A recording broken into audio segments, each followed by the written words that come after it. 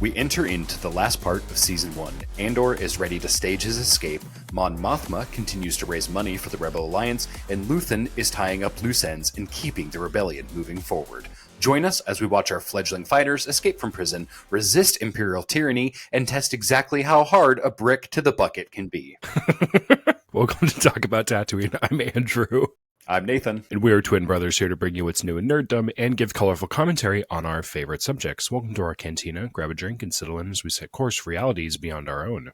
Welcome, everyone, to episode 108. Today's recording date is March 15th, one day after Pie Day. So to those who celebrate, may you enjoy a piece of pie or hopefully some pizza as well. This episode is going to be released on Monday, March 17th. Today, we are discussing the final 3 episodes of Andor Season 1. But we're going to start off with a fun starter question today. All right. We got a lot of positive feedback on one of our last opening questions. Andrew, thank you so much for producing those and putting those out on our shorts feed. And since this is a Star Wars episode, let's pepper in some heresy with a Warhammer 40K question. So, Warhammer and Star Wars are in fact the main topics of the show, so we try to get a little bit of split attention throughout. Which faction in the Warhammer 40K universe do you think is the most misunderstood and why? First off, pepper is way too spicy for me. On this episode of Two White Guys on a Podcast. This is like special interests within special interests. I think no matter what answer I give, someone in the comments will be saying something along the lines of, actually, I am intimately familiar with the Zorgon Sword Space Marine chapter of the third founding, and frankly, it's embarrassing that you don't know this already and you're an educated rube. The internet is such a great place. That has been my experience this last week as we've just like blasted out shorts from our last couple episodes. People are like, you're so stupid. You've never heard of a censor? Like that was an actual question I got from TikTok. And I just went, no, I never have. That's crazy. Double thumbs up emoji. Yeah. It's like great feedback. You're probably fun to talk to. Most of you honestly are great. Some of you are not. To actually answer your question, though, the most misunderstood faction, I mean, it's got to be the Tau, right? As far as the public discourse about the Tau, it is not friendly to them. It is mostly memes. Like, I think they're, at the risk of putting myself out there, they are actually kind of cool and have like a really interesting governmental structure, especially considering the rest of that universe is just awful. All things said, they just have a light indoctrination problem. I mean, come on. I mean, you got to do what you got to do. You got to do what you got to do. I said basically definitely not the Imperium. I'm like, as residents of our soon to be our own theocracy, I think that we all get that the Imperium might be the main characters of the universe, but they are definitely not the good guys. So, big key difference there. But let's talk about chaos. No, I'm just kidding. Everybody thinks chaos is kind of like right where they should be. If you read the Horus Heresy novels, you're like, yeah, you guys are pretty much destined for this. This makes sense. Yep, nailed it. Basically, all of the naughty, vile, rageful, and sneaky things they do, yeah, it all checks out. However, I do think we need to talk about the Tau. No, not just them, as all of the devastating memes imply, as the blue, bovine-footed, greater good-seeking fish people, but let's give the Tau a little bit of the limelight. I think that we would do well in securing a large portion of the galaxy if they had a little bit more time. Again, Tau is a very young race in the Warhammer 40K universe. The Ethereals are a little misguided, but we're going to talk about like weird space religions later in the episode, so I actually won't give too much on that. So I would say to all those listening, just give the Tau a chance. They're fantastic in ranged combat. You just need to give them a little bit of opportunity to get up on their feet or hooves. Counterpoint, you're a weeb. You said Tau too. You're a weeb too. I don't want to hear it. That's rude. Justice for thee, but not for me. All right, guys, make sure to like, comment, and subscribe if you guys are watching this on YouTube. If you are listening to the podcast, please make sure to leave a 5-star review on whatever platform you are listening to. That way, people can find the podcast. All right, we're going to get into the last 3 episodes of Andor Season 1. The first episode we're going to be talking about today is One Way Out. Just to recap really quick, one of my favorite lines from the recap of the episode over on Disney Plus is, "Something's wrong on 2." And I'm like, that tells you everything you need to know about what is going on in this episode.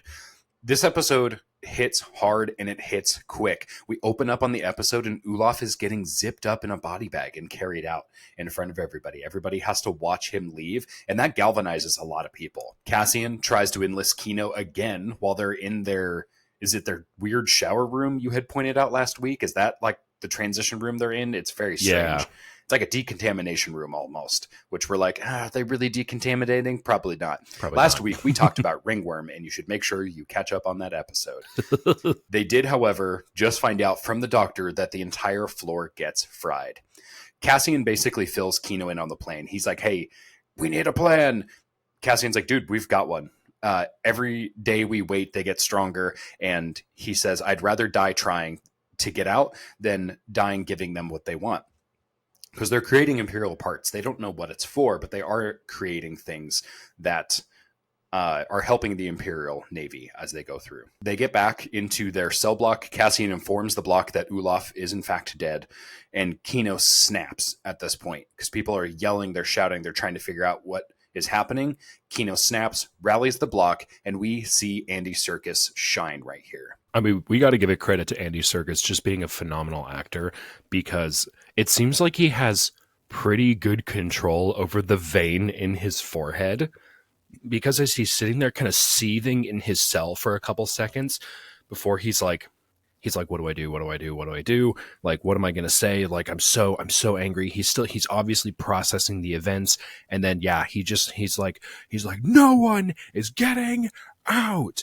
And at that point, once he starts to explain what's going on, the vein in his forehead actually goes away.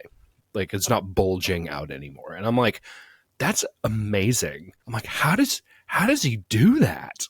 It's very cool. He's like, I just pretend I got to poop real bad. Yeah, he's like, I gotta poop. Acting. Gotta poop, but don't poop. Then we cut back to the ISB.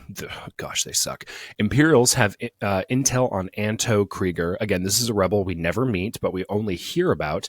And they're using a dead pilot to basically lure him and his cell into a trap. It's not going to go well for them. Back to Narkina 5. Again, the last half of the season, the pace picks up dramatically. So we are switching between planets all the time.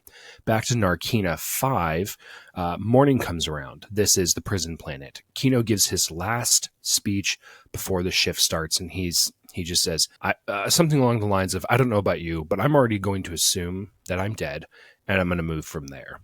Because they're not getting out. They're basically, all of their sentences have been turned to life terms with no justice whatsoever. So they're like, okay, well, now it is our right as sentient beings to break out of here. And so they plot their plan. The man on the PA is already tightening the grip, and the Imperials are worried at this point. Yeah, you can tell by what's going on with how the PA addresses the prisoners that like the rules get more and more strict. He's basically like, hey, don't move or we'll shock all of you, because they're already kind of like showing their cards a little bit. It's pretty intense. Then we cut to Ferrix. The Imperial occupation has stormtroopers and technicals patrolling the streets. I'm not entirely sure what you would call those speeders with guns coming out of them, but I'm like, it reminds me of the technical. So that's what I'm calling them. Nothing calms down the population like a good show of force. That's what people want to see to make them feel safe. But again, the Imperials, we were talking on Discord about fun stuff earlier. They are not there to make the people feel safe. They are there to corral the funeral, hunting for Cassian. At this point, we hear that Marva is not doing well. We do not see her in non-hologram form for the rest of the season. She's not doing well, though. We do find out that Cinta is watching the house. She basically got a job across the street so that she can watch the house as people are going in and out, because, again, everyone at this point is trying to kill Cassian. The Imperials and Rebels are watching the house at the same time, so we kind of like pan back and forth between Cinta and her ISB mark, and that will come into play in the last episode as well, because they are basically counterintelligence agents to each other. Again, the pacing on this is incredible, like Andrew, like you said, so we're going to be making a lot of cuts here. We cut to Coruscant. Skolden is meeting with the Mothmas. Mothma needs money. And Davos starts to speak of the old Chandrillan ways. He says something along the lines of, some people don't understand the clarity of the Chandrilan marriage, even Chandrilans. It's like, well, is it actually that clear then if even your own people don't understand it? But whatever. And like, this is classic political rhetoric where he's trying to convince Mon Mothma of a point that he's going to make later down the road by laying favorable groundwork that say, by establishing that, hey, this is a good thing. Even if she disagrees with it, he's going in trying to make, he's stating his assumption so that later he can prove his point, if that makes sense. He's trying to establish common ground, true or not. He's such a creep, though. This is such a weird way to convince someone that, hey, you should give your 14-year-old daughter to my 14-year-old son and they should get married. That's weird, right? That's weird. Hate that. Oh, straight up. Yeah. Weird space religion right here. He's like, well, it's part of our custom. And I'm like, dude, don't be creepy. And like, Mon and Vel will take exception to this later in these episodes. So just keep that in mind, folk. I'm wondering if in season 2 that this will actually go forward or not, because we do not see a resolution to the Davos Sculdun problem. Indeed. Davo here basically is flexing his wealth. He understands that Mon has a $400,000 credit hole that needs to be filled back in. And he says, well, I have enough money where it's easy to move and basically launder as needed. He said, the Imperials make it a game and we shall play. At this cost, a meeting of his son and Mon's daughter, and the idea that they could be arranged for marriage. And this disgusts Mon, but he knows that she's considering it. Like, she has to. So, I mean, it's icky. It's really icky. I don't have a better word for it. It's not great. Yeah, it's pretty gross. But then we cut back to Luthen. Thank goodness this conversation is over. Whew. It's like, oh, we got out of there. We cut back to Luthen, and they receive word that their contact wants to meet face to face. This is sort of an issue with Luthen because he's like, well, I operate in the shadows. Like, this is a risk. And at this point, we don't actually know which contact he's talking about. It's like, sure, he's got a network going on, and we're like, oh, okay, like he's just going to go talk to somebody. We assume it's going to be one of the rebels we already meet, but we find out that it's not, and we'll talk about that a little bit later.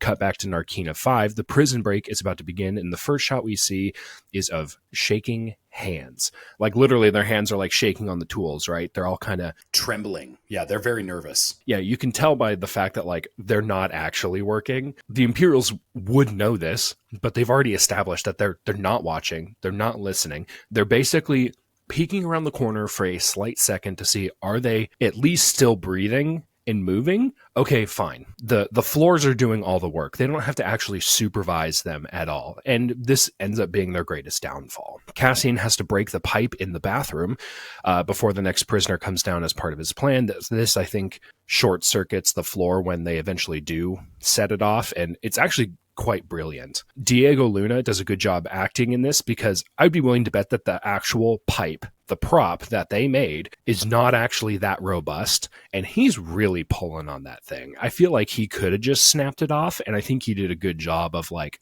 it's like, okay, stretch it out.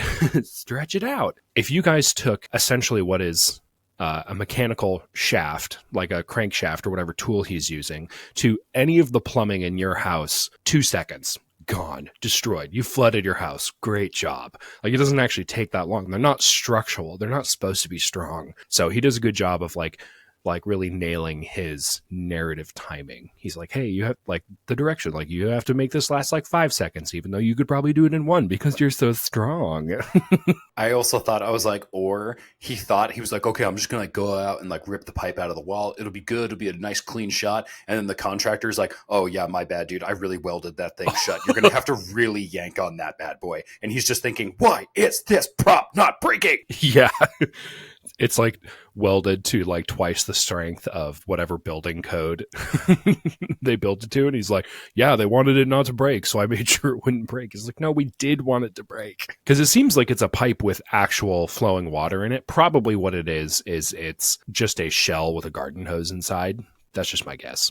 I like talking behind the scenes about like props and stuff and like how did they actually design that? Because they wouldn't actually create a fully functioning plumbed system just for Andor to break it in one scene.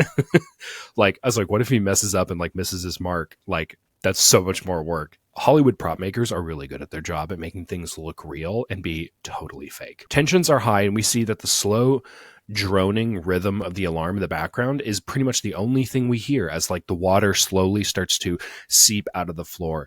And it's really interesting that the clean environment and the stark white of the floor and the walls, it basically hides the fact that there's water on the ground. Like you cannot tell that 100%. It's very hard to see. it's nearly impossible to see. I mean, the guards don't see it, and that's because it's all white. It's all white. It's all clear. It's all tile, whatever. It's like they are dead. If the water was even just a little dirtier, they'd be toast. And in fact, the plan works. They jam the lift, they flood the floor and start attacking the guards. And this moment is amazing because it's that first moment of I would say almost like true rebellion where a group of people mobbed their oppressors in this show. Thankfully, it's not the last. That is the moment where it takes the most courage because you know some people are going to die. It is just it's a matter of numbers. Some people are gonna die, and it's usually whoever is in the front. And I mean, Andor is really lucky; like he doesn't get gunned down in the first 10 seconds. I mean, he's our main character, so of course he's not going to. But and at this point, it's time to climb. And remember, climb is the last thing that Nemec yells on the Aldhani heist. So it's almost like this parallelism into this new arc of Cassian in prison. I'm sure Nemec would probably have like a really poetic being like, now that you've slipped the literal chains of your oppressors, it's time to now slip the metaphorical chains of the Empire on a galactic scale. I bet he would say something like that because he's really smart. You had a note here. Andor kills 6 guards. Andor, the show, also does a really good job, honestly the best job of any Star Wars show, of having excellent combat choreography. They don't go around like shooting from the hip.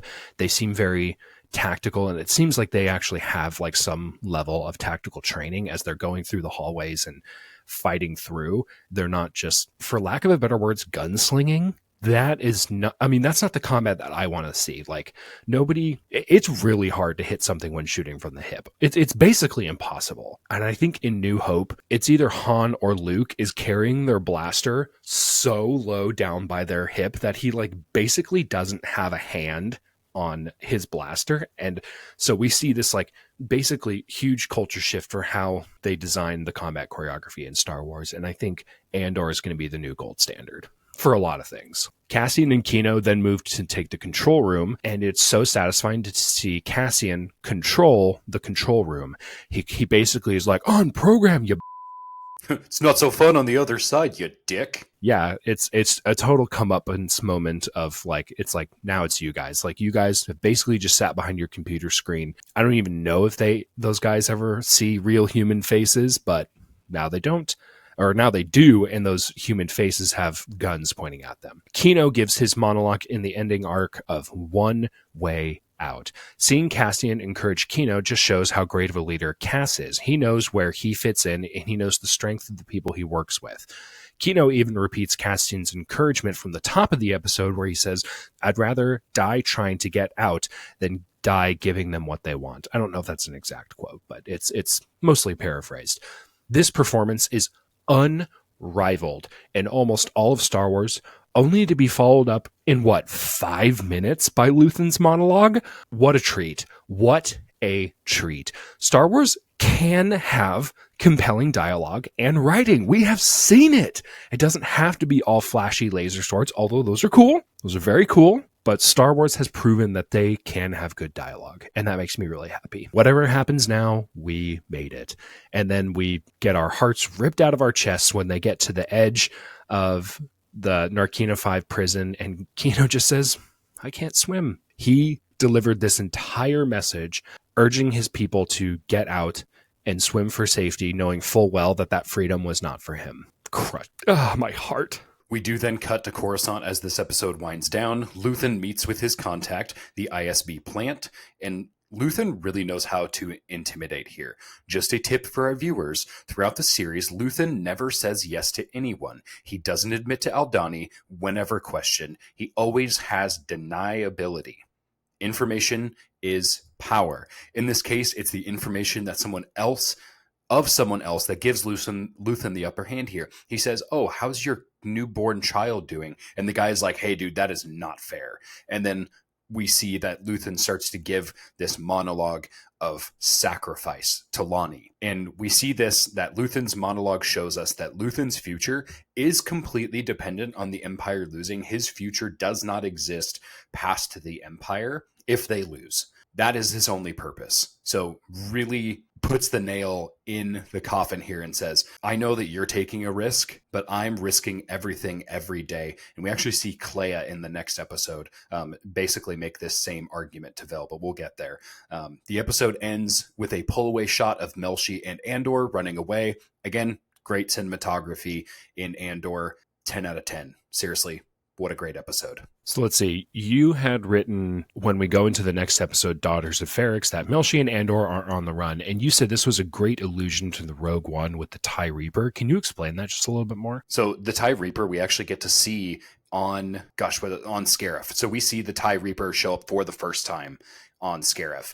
And there's a TIE Reaper with Melshi and Andor on the planet Narkina 5 as well. So it's like they are going to be revisiting that type of encounter later, just in a different fashion. Because they could have picked any TIE designation. They could have done another crappy TIE fighter, but they did the TIE Reaper, which may have a better sensor package than the TIE fighter. We don't know. It's definitely a more specialized fighter. It's more of a gunship, I believe. Yeah. So then we also cut to Ferrix, and at this point, Marva has passed, and B3, the droid, is grieving. He's almost having like an existential crisis. It's actually filmed in such a way that's like almost a little disturbing to show like the glass that's like sitting on top of him start to like shake as he's like trembling. Like, it's weird to talk about artificial intelligence in Star Wars, but it's like this droid feels for Marva. He doesn't want to be alone. He's grieving the loss of not really his master, but really like his friend.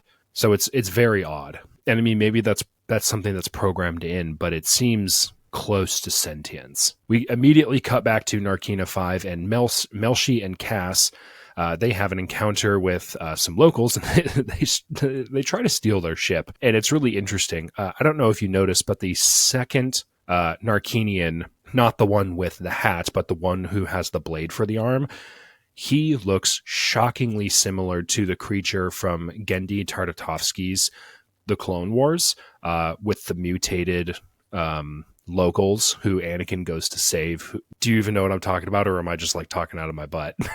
No, that is really digging up some old memories, and I know what you're talking about because those were the monsters that were being experimented. Sorry, the people that were being experimented on and turned into monsters. Yeah, they were being turned into monsters. They were being essentially controlled with like these like things on their chest and arms, and most of them had at least one limb amputated and replaced with like this big blaster, and they were like filled up with, I don't even know what kind of growth hormone to make them huge, but like that Narkinian and Andor seems to be clearly modeled after one of those guys.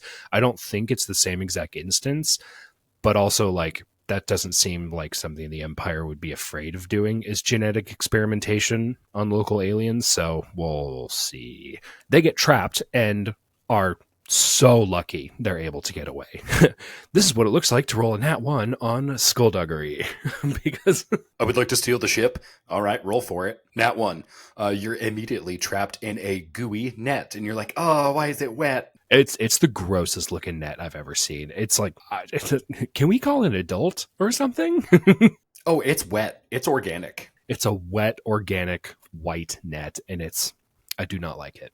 I do not like it, but essentially they're able to talk their way out of it. So they roll very well on their persuasion check and are able to basically tell these guys like, hey, we didn't poison your waters. We're not the Empire. Let us go. And they're like, all right, cool. Where are you going?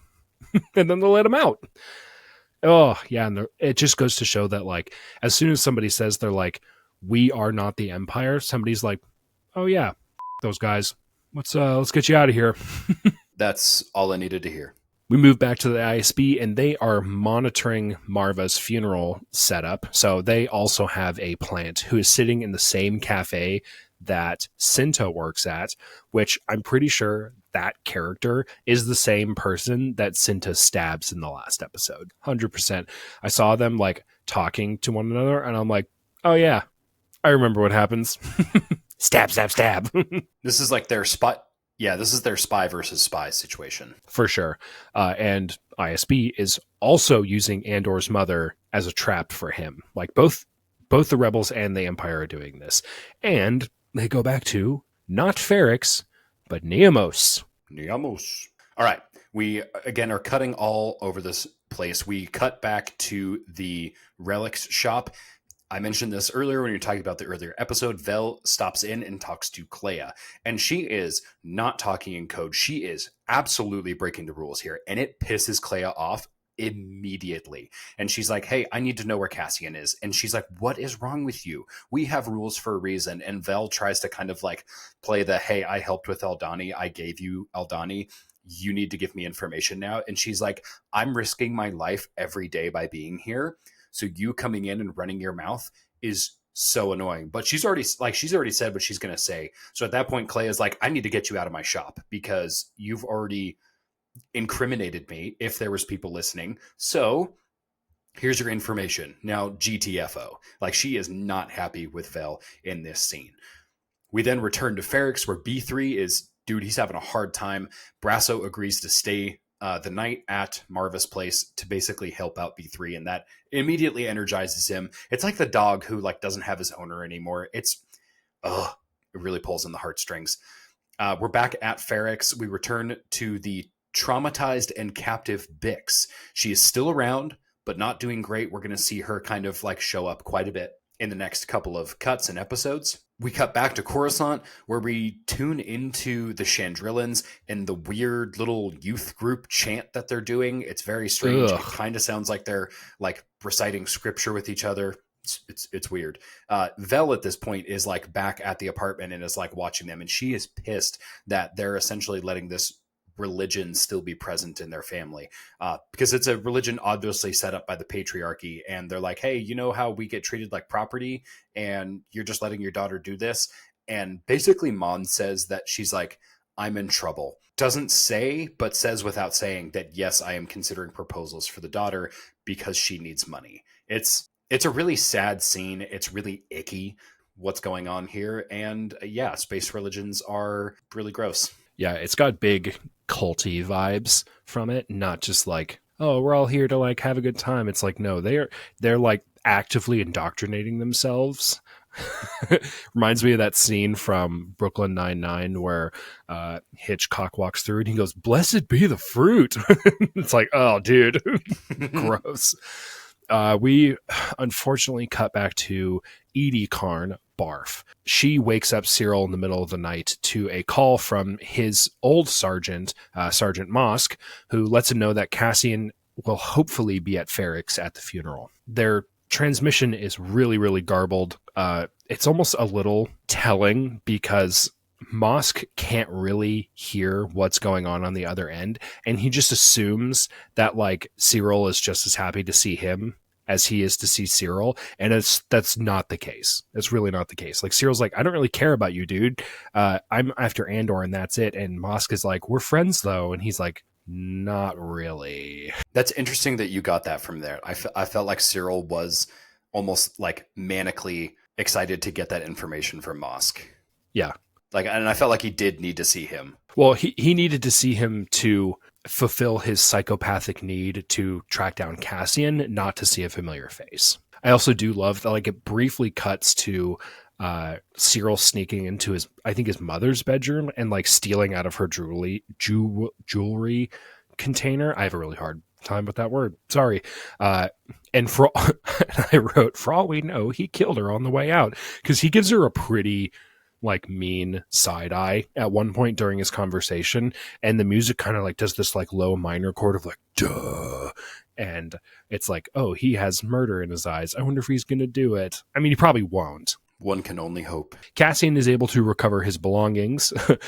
Someone snuck into our Airbnb and took a box off of the top of the shower. Super weird. Should somebody look into that? For those who are watching at home, the only acceptable place to keep credits in a blaster is underneath a concrete slab. Just saying. Yeah. I mean, I guess, yeah, if it's like an open hotel, like there's not even a front door. Like it very much is like ocean vibes. Everyone's nice. We don't need to lock our doors here. Perfect place to hide a stash of weapons because you will always have access. Well, and that's the lady he was like shacking up with while he was on Neomos the first time. So obviously she's moved on because she's got I think a Quarren in the bed. I can't really tell. There's some tentacles. Oh, is it the same lady? I am assuming so. Oh, okay. I'm assuming that's a permanent residence. Then we cut back to Luthen, and he goes to see Saw Gerrera, and Saw Gerrera is super amped up. He's like, I'm in, give us the coordinates. We're going to go fly there basically right now. And Luthen's like, yeah, so about that, I can't let you do that. It bothers me a little bit. I have never really gotten behind Saw Gerrera, and I don't think he's supposed to be a super likable character because he's so untrusting, because he's like, are you a spy? And he's like, no. He's like, I'm not. He's like, I literally just told you I had a contact tell me that Anto Krieger has been found out. Why would I tell you that if I was a spy? Like Luthen makes a really good logical point. Like, there's not really a point. I mean, maybe you could really twist it and say like, oh, Luthen's actually a spy and he's trying to keep his cover with Saw. It's like the Empire doesn't care about the long game for the rebels because there is no rebel alliance at this point. They're not trying to find a bigger target. They just see rebel, shoot rebel, move on. That is their step to dealing with them at this point. So for Saw to be like, there's something bigger going on. It's like, no, there's not, dude. Like, you're just so, I can't think of the word. He's very untrusting, and Luthen... Paranoid. Yeah, he's paranoid, but Luthen also uses that paranoia to his advantage when he's like, hey, well, Tubes is my man on the inside. And he's like, what the F is going on? And he's like, okay, pause. That paranoia you're feeling right now is what the ISB is going to feel if we call this off. And he's like, oh, I see what you did there. That's smart. And it's like, then they all kind of like come to that agreement that, hey man, we're not going to assist at Spellhouse. Yeah, Saw Gerrera has a really hard time looking forward. He's really only looking forward to the next mission. It's like, oh, where can we like stab the Empire right now? It's like, no, Luthen is trying to cut the head off of the Empire, not stab them with a toothpick, which is really what Saw is doing. With this conversation, the rebels sacrifice basically 30 men to save their contact. We better see this guy in season 2. We better see Lonnie in season 2. Like, I hope he doesn't get found out when the rebels are at war. Luthen then contacts Clea on his way off-world, and we get, in my opinion, one of the coolest space scenes in Star Wars. It's simple, it's precise, it's effective. There's almost no space combat in all of Andor, but then we get the Cantwell-class Arrestor cruiser, and the coolest space sequence we have seen since, Rogue One? Oh my gosh. The Flechette launcher? Diabolical.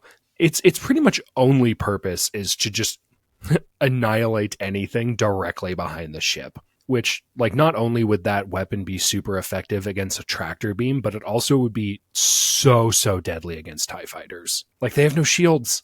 They'd be so dead. Ugh. It's like, you know, it also works really well. Space debris. Really sharp space debris. Again, in a story where blasters and laser swords rule the day, a good old-fashioned projectile weapon wins the day. And that makes me happy. Well, there's also the laser beams that pop out of the side of the ship. Those seem to be quite effective as well, and were super cool. Probably the same technology that's used in the B-Wing, if I'm being honest. Did he just turn his ship into a lightsaber? That's kind of what it felt like. Yeah, essentially. We are back at Ferrix. Andor is coming to find out about Marva. And Cassian finds out Marva has passed over a radio. What a horrible, he's like, hey, I'm coming back. Like, tell her I love her. And the guy on the phone is like, I'm so sorry. I hate to be the one to deliver this, but like, she died. And in an earlier episode, we talked about how Marva knew her condition. She knew that she was actually very close to death, and she hid that from Cassian. She basically said, like, I'm fine. I'm just gonna stay here. And she really, really downplays actually how sick she is. Andor basically finds that out the hard way when he makes a phone call back to his home planet and she has passed. Melshi and Andor have a very important conversation while they're still on Neamos, and it wasn't until rewatching it that I really remembered. Melshi says it is crucial that people know about this being the Narkina 5 and a lot of the other prison sentences of the Empire. Like, the people have to know. And at this point, they split up and tell the galaxy about what the Empire is doing. We can probably assume that Melshi joins a rebel cell, and because we know he is smart, he is really smart and survives until the Battle of Scarif, he probably starts a counter propaganda campaign against the Empire. Step one of fighting a war is convincing its people it's worth fighting. The Empire spends a lot of time and energy gaslighting its citizens into thinking that despite the boot on their neck, this is still the best thing for them as a society. So probably Melshi's work of telling the people that, like, hey, the Empire actually is really bad is extremely important. We now get into the last episode, which is Rick's Road. We open on Wilman Pak, basically making his pipe boomstick. We will save this for later. He's got his dad up on a holo projector. It's time to avenge his father. The ISB arrives on Ferrix. Deidre Miro has a menacing entrance, thunder in the sky. It's like super dark out. She's flanked by death troopers. Super cool entrance. Brasso finds out about Andor, but is overheard. Freaking Nurchi, man. This guy drives me nuts. So Andor later gets ratted out by Nurchi, who is the guy, I think in episode 1, who is like, hey, Andor, you owe me money, blah, blah, blah. And so Nurchi at this point is actively trying to snitch on him. I don't like snitches. I don't like them at all. If I had my way, all snitches would have a wee fall. We then cut to Coruscant. Mon takes it upon herself to do a little bit of counter-espionage to the detriment of her own relationship. This scene really stings if you kind of like understand fully what's going on. Farron gets in the car and she's upset. She's flustered, but she knows she's being listened to. So she makes up a lie about Farron gambling again to cover up the missing money that she has been giving to the rebels. And the driver, Farron even says, he's like, oh, it doesn't matter. He can't hear us. And he's literally sitting there like, yeah, I can totally hear you. Because he's got a little like button that he can reach out and press without moving, you know, so that way he can activate that speaker and that microphone wherever it is, because Mon is like, yeah, we know we're being listened to. Like, we're not dumb. And so she is then feeding this information, which does make its way back to the ISB. Now they're like, ha ha ha, he has gambling debts, blah, blah, blah, blah, blah. And it like kind of takes some of the heat off of Mothma. Yeah, she basically offers up her husband instead of the rebels. Well, and essentially her daughter too. She's like, well, I could either sell my daughter to this gangster for her youthful hand in marriage to some other kid whose father is said gangster, or I could basically just like squeal on my husband and insinuate that the missing $400K is because he has a gambling problem. Right? It's pretty savage. Girl. That is cold. But she knows that's a hard choice to have to make. It's a hard choice to have to make. I think Vel would probably approve. I think Vel is very much in the place of like, we all have to make hard decisions for the rebellion. We find out that Cinta has made one of the ISB plants because it's really obvious. He's just like wearing a civilian version of the ISB hat. Woohoo, Cinta! Although we actively see that their relationship is taking a hit here. Because remember what we said, and I think it was episode either 106 or 107, or it was 107 because it was after Aldhani. Cinta and Vel are talking, and they say, the rebellion comes first and we take what's left. Well, it doesn't seem like there's much left, and their relationship is suffering. Cassian does end up coming back to Ferrix, and he visits his father's brick. This is Clem, I believe, right? Yes. Yes. We flash back on a memory of his father. Cass is working his way back into the Ferrix downtown and trying to find Bix and keep a low profile at the same time. Like he can't just walk through the streets. He's going through the tunnels. He's trying to be very careful. I don't appreciate that you didn't say my spelling mistake there and say "cleep" a low profile, but it's fine. It's fine, chat. I can read and spell. I'm on my toes. At this point, we get I know you don't consider this a monologue, but we get kind of a voiceover monologue from Nemec. So it's like kind of like there's 4 monologues, but it's like 3 with an asterisk. So just keep that in mind. Listening to Nemec, though, like makes my blood boil with righteous tyranny. Like one of his lines that I really love is tyranny requires constant effort. And that's our way to subvert the empire. Oh, so good. And this galvanizes Cassian. He is like listening to this, and at first he's like, dude, I don't want your manifesto. Why would I want this? And you can tell he's like, I've listened to this a couple of times. We then cut to the Imperial Surveillance Hub, reviewing the funeral plans. Again, they're trying to make sure everything is in order. Then we cut back to ISB HQ. Anto Krieger is confirmed dead at this point with the rebels. Miro doesn't like this. Spellhouse Station was handled so... it was handled in a way that the Empire, or specifically the Emperor, is like, cool, we got to kill some rebels because they stole a bunch of our money, so this is good. But because of how it's handled, this puts more pressure on her at the moment because she's still in the middle of her operation and there's no one alive for her to question from Anto Krieger. So she's like, oh crap, I really need to do a good job here, because her director says, well, if you want to engage in the conversation, bring me access. Mm-hmm. At this point, all paths converge on Ferrix, which is helpful for our notes because we're not cutting back and forth between different planets anymore. Cut to Coruscant, cut to ISB, cut to... Yeah. Coruscant, Neomos, Narkina 5. It's like, oh gosh, there's so many words. So at this point, all paths converge back on Ferrix, and Luthen actually comes to the planet. Pretty much everyone is there other than Mon Mothma. I think she's the only interested party of the rebellion that is not on Ferrix at this moment. Cassian and Brasso reunite in the sewers, and honestly, I think we all collectively breathed a sigh of relief when Brasso and Andor got to reunite, because it's like, oh my gosh, finally a little bit of closure for our main character.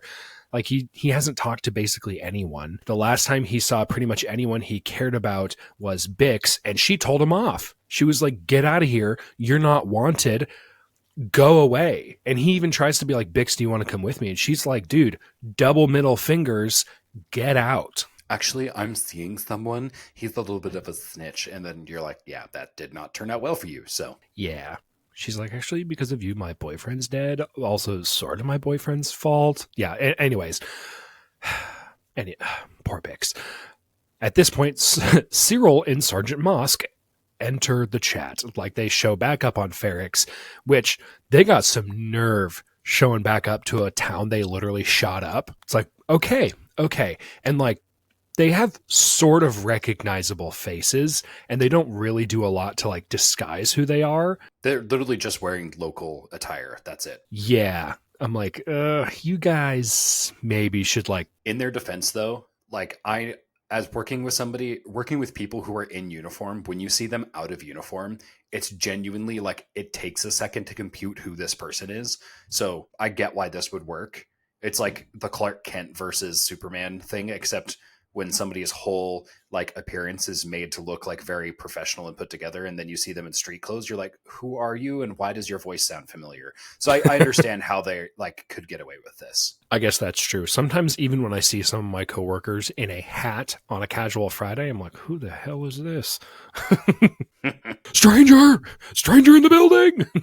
Let's see. Luthen meets with Vel. So a lot of paths are intersecting. People are meeting back up. Luthen meets with Vel. And at this point, the bell is rung and the funeral begins. Cut back to one episode prior where they said like, hey, we'll grant the funeral permit, but we're only going to limit it to a few people.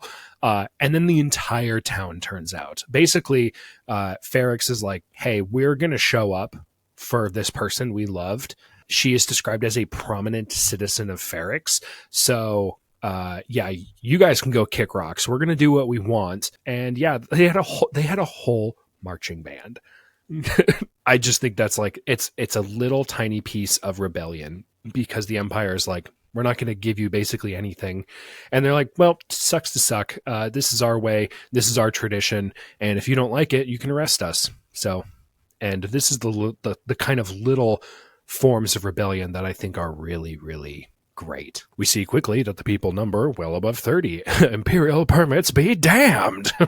At this point, we see Pac start to enter the crowd and make his way onto the scene, and he's ready for a fight. He I think knows this is going to lead to violence. Oh, 100%. At this point, the Imperial garrison mobilizes to get ready for the procession because they realize things are quickly getting out of hand. It's interesting to see how the guys with guns get rattled so easy. Interesting.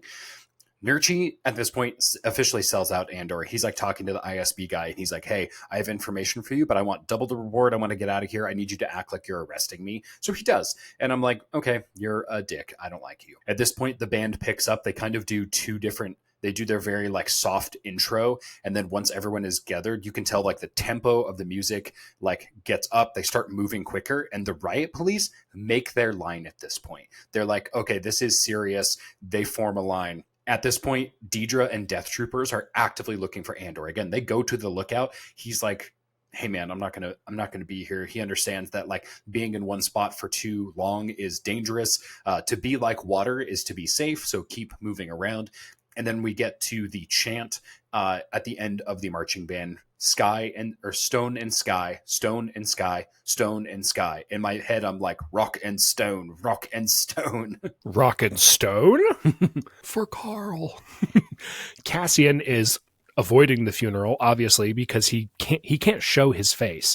Like, there's Imperials everywhere, but he is still trying to look out for Bix. He knows all the hiding places because this is his home turf. He has the advantage. Then we get one hell of a monologue from Marva.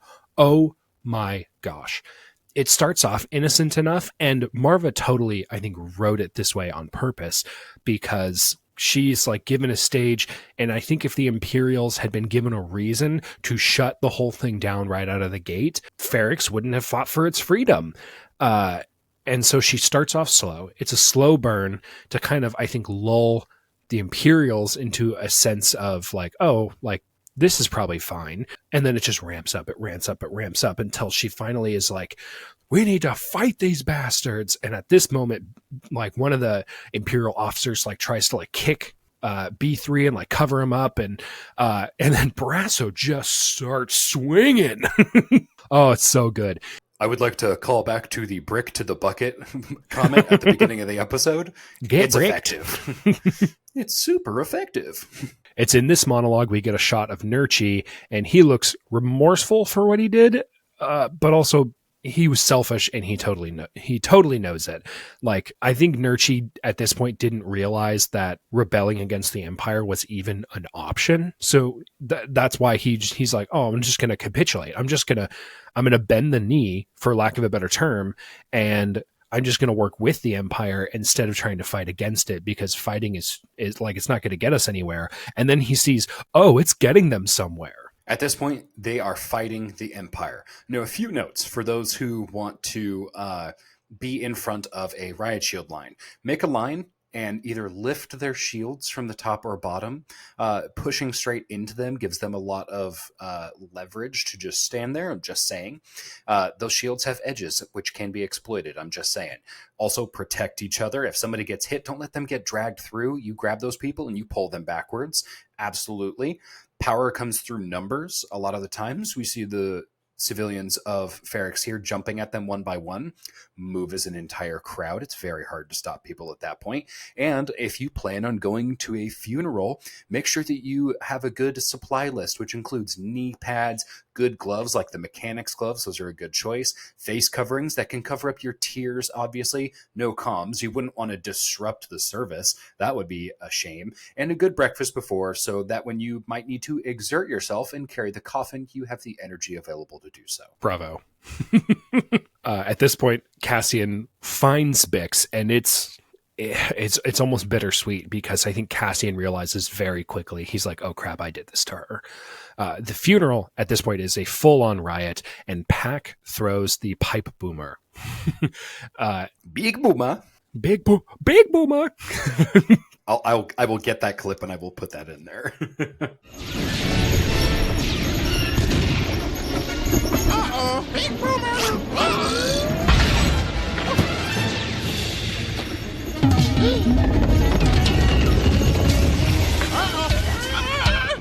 Uh-oh. Stormtroopers are starting to then gun people down through the smoke. And it really, at this point, remember what we talked about? It's like the very first moments of essentially a riot are the hardest, because that's when the violence is going to be the most extreme, and people are going to die. Like in the prison breakout. But it's like, you do have the numbers. If you just like, you have to like keep that momentum, and you will be successful. And that's what happens. Like, the people of Ferrix are a stoic, determined people, and they do not let the Empire push them to the side. They're like, no more. We're done with this. Cinta follows her mark that she's been watching for the last 3 episodes, and like, he sort of like catches her, and he's like, wait, I remember you. And he like pulls her to the side of the doorway, which is like so creepy. I'm like, what are you doing? And she's like, unbeknownst to us, she had a knife the entire time, and just stabs him. She just like totally takes him out. I think she stabs him like 1, 2, or 3 times. And I think we all just like collectively were like, yes, queen, get him. I love she does such a good job acting here, because she's following him and then immediately like puts on that face of, oh no, not me, I'm in danger. And I'm like, dude, you are the one in danger here. Cinta is going to kill you. You don't know it, but you already did. Like, she does such a good job here. Bravo. Yeah. If I were to give a warning to that Imperial officer, which I would never do, would be like, she's not helpless. It's an egg. She already has a kill tally. Just saying. You're not the first. And then like, things are just going bananas here. Like, the Imperials have totally lost their nerve. They're like, shut that guy up in the bell tower. The guy with the sweet hammers who's just going to town. He even gets a kill. He kicks a stormtrooper off the tower. And because, as we know, stormtrooper armor doesn't count for nothing, like, he's dead. He does not survive that fall. That guy is dead. Stormtrooper armor is surrounding yourself in white, like Solo cup plastic. That's kind of what it feels like. You're like, look, I'm in armor. It's like, all right, well, it's not going to do much. Yep. And then at this point, Dedra is almost dragged to her death. And then Cyril, this part kind of weirds me out, because like, Cyril like comes to the rescue, and it's like, I would have preferred if she died. And so Cyril pulls her into the room, and he's like got a gun to her back, because people are thinking, oh, this guy's going to go kill that Imperial, which is a great cover. But then like, she's ready to defend herself once she's back up on her feet. And I am just like, thank God they don't kiss here. That would have been so dumb. Because I know a lot of people, what did you say last episode? Stop trying to ship this. Like, stop trying to turn them into a relationship. And I like how he has to reintroduce himself. He's like, just so you know, my name's Cyril. And she's like, yeah, I know. And I'm like, did you forget his name?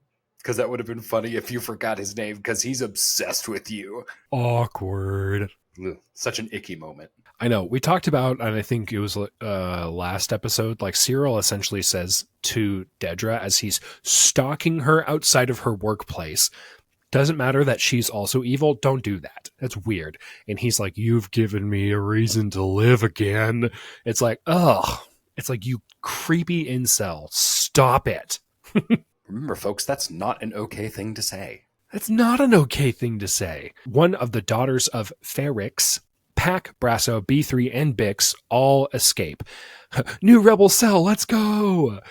And at this point, we also get a 0 dialogue scene of Mon's daughter. And this sacrifice makes me really sad. You wrote that note. What do you mean by that? So it's a super quick cutaway where like you see the doors open, and it's like the 2 Chandrilan families are facing each other, but nobody's talking. It's basically implying that the meetup is happening. The proposal is probably going through. Sorry, I wasn't super clear there. I didn't put enough detail. Gotcha. Right, I forgot that Davo does return with his son, and yeah, the little child marriage is looming. And at this point, Cassian confronts Luthen on his ship, and he's basically like, I want in. Like, I'm not done being in the shadows, and I'm not done caring about just myself. That speech you gave me 6 or 7 episodes ago, yeah, I want in. Absolutely. Which is really funny, because Luthen was like, yeah, so we have to kill Andor now. And then he's like, oh, okay. Well, he's like, you can either kill me or you can let me join. And we're getting a season 2. We know he survives. So it's like, you know, you can infer the subtext by the content that's already out in existence. So yes. Oh, Andor lives? That's crazy. I didn't know that. What? Guys, thank you everyone for watching so much. We really appreciate that you guys watch our videos and our shorts as well. Again, big shout out to Andrew, who does a lot of our social media for us. We really appreciate that. We did mention in our last episode that the TIE fighters not having good sightlines in our last episode, and that made it to the shorts. And again, you comment gremlins really had to explain. I like how you can kind of tell who's a mansplainer and who's not, because people are like, actually the TIE fighter was supposed to be expendable and cheap, and it's like, guys, we know, we have a video on our channel that literally talks about this. And I know, to your credit, you guys were not around when those videos were published. We know that we're still young, but like, trust me, we know. We've done a TIE Fighter episode series literally on like the TIE Fighter, the Interceptor, the Bomber, the Defender, like a bunch of different variants. I highly recommend you guys go check those out. It's really fun. It's some of our more early stuff. We might even recreate it in the future. Who knows? But we know, guys. This is just a PSA for Comet Gremlins. Like, some of you guys write out paragraphs of text, and I'm like, you didn't need to know that. I don't read those.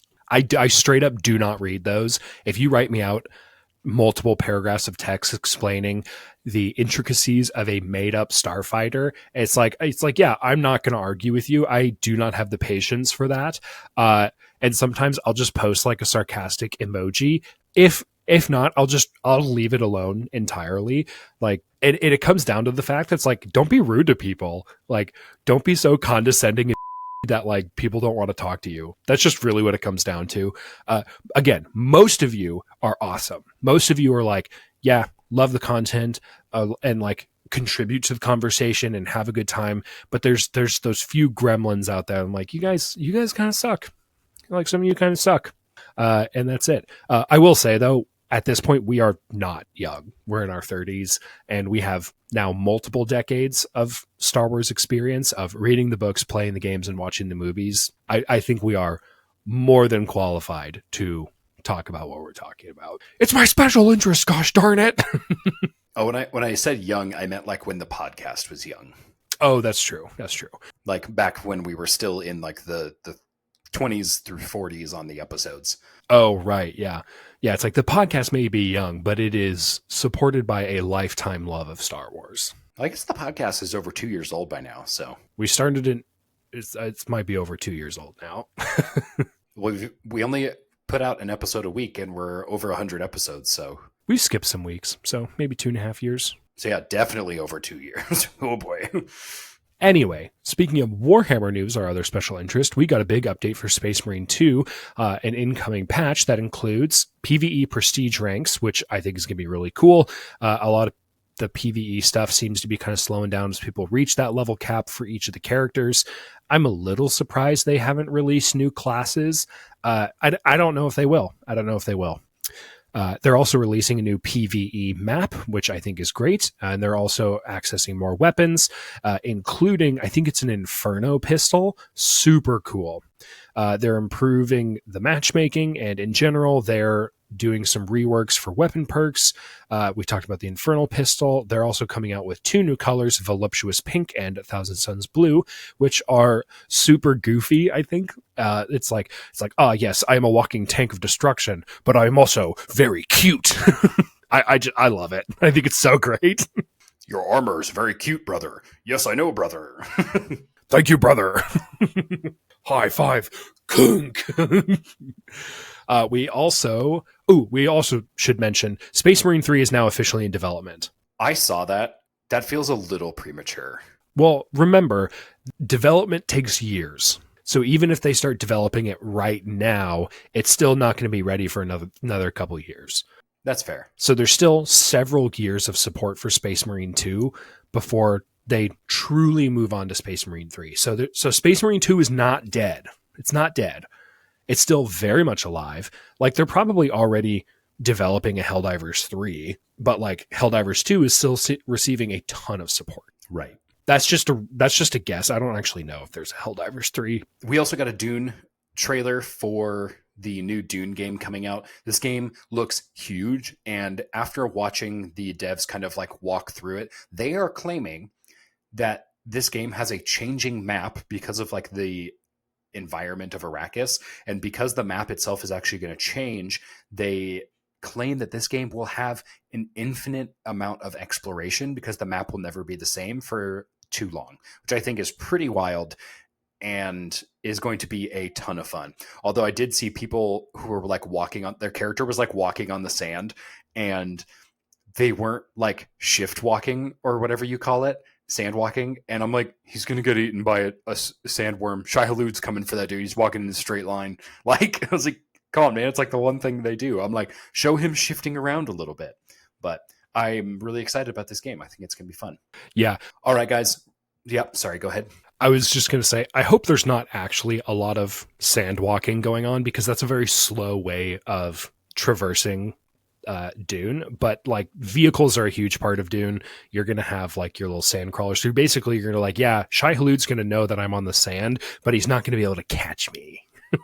Yes, they actually allude to like speeders and aircraft almost immediately. So there's going to be a lot of like fast traveling. That's Woo! not just sand walking, because that would be very boring. I sand walked for 3 hours just to die immediately. Right. Huge thanks to all of our patrons for supporting this episode here, guys. Mike, Isaac, David, and Colmbrew. We appreciate every single one of you guys. Your continued support means so much to us. So please share this with a friend and leave a positive podcast review. It helps us out quite a bit. For just $5 a month, you guys can support us here at Talk About Tatooine so we can do more awesome things like giveaways, gaming events, and higher quality content. It is due to your support that we can make this happen. Joining the Patreon gives you access to bonus content on the Patreon page, discount codes for our Etsy store, and access to our Discord server, where right now those folks are having a lively discussion that will most likely turn into a future episode on the pod. And we're very excited to share that with you guys once we get it all down on paper. If you cannot support us on Patreon, please watch our videos. This is one of the best ways to support us, and it doesn't cost you anything. So go over to YouTube, make sure you like, comment, and subscribe, and then share those videos with a friend. Seriously, that interaction boosts the video in the algorithm so others can find us. Final thank you for everyone for watching. Every single one of you watching is amazing. Like, comment, and subscribe. And until next time, May the Force be with you.